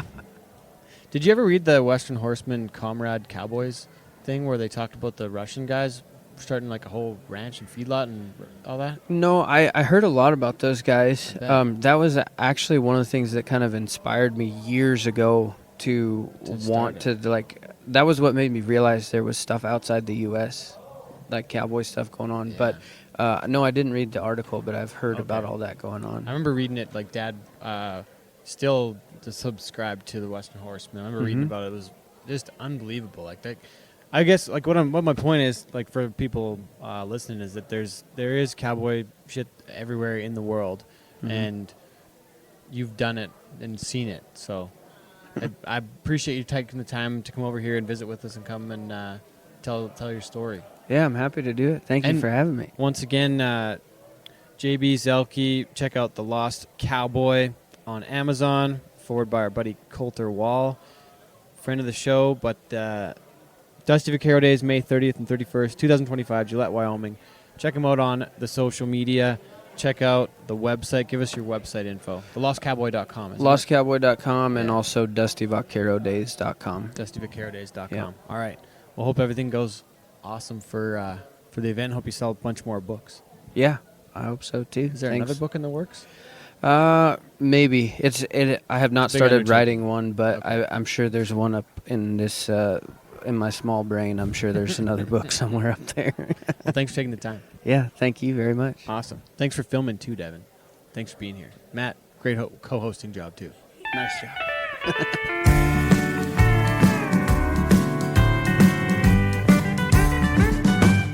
I'm just standing here, looking out my window, wondering if it's ever gonna rain. I'm just standing here, listening to the wind blow, beating on my walls and on my brain. And I'm just...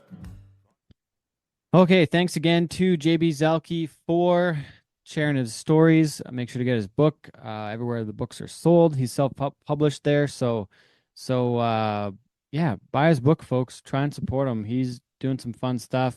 Dusty Vaquero Days, also, he's got a big event coming up. Is this the right way? Yep, Can you see looks that proper? good. Yep. Yeah. Got a couple stickers there. He gave me Where the before hell is end the of Lost Cowboy? right? Some fun stuff. There's another one here, Dusty Vaquero. That's his video, all the video stuff he's up to. Check him out on Instagram. There's one more here. I got to see what it was. That's business card. Anyways, got new shit on the website, Dustin. What else we got? Something else we were supposed to talk about. I forgot what it was. Oh, coming up next, Kenny Fiddler. Oh yeah, this is gonna Yeah. be cool. Yeah, it's gonna be a fun one. Another one we recorded in Vegas. That's coming up in another 2 weeks. That'll be on the 22nd. Everybody stay well out there though. And thanks for joining us once more time. Thanks for doing this today too, Dustin. Congratulations. You guys had an awesome wedding. Probably one of the most fun ones. Probably the most fun, best wedding I've ever been a part of. So thanks for having us. Yeah, it was a blast. Thanks for everything, Ted, and thanks just everybody for tuning in. hiding out from all them music people. I'm sure they'd all claim to be my friends, but I'm not lying now. They'd sell me for a nickel in my future or my pasture. They ain't welcome in. I'm just standing here, looking out my window, wondering if it's ever gonna rain. I'm just standing here, listening to the wind blow, beating on my walls and on my brain.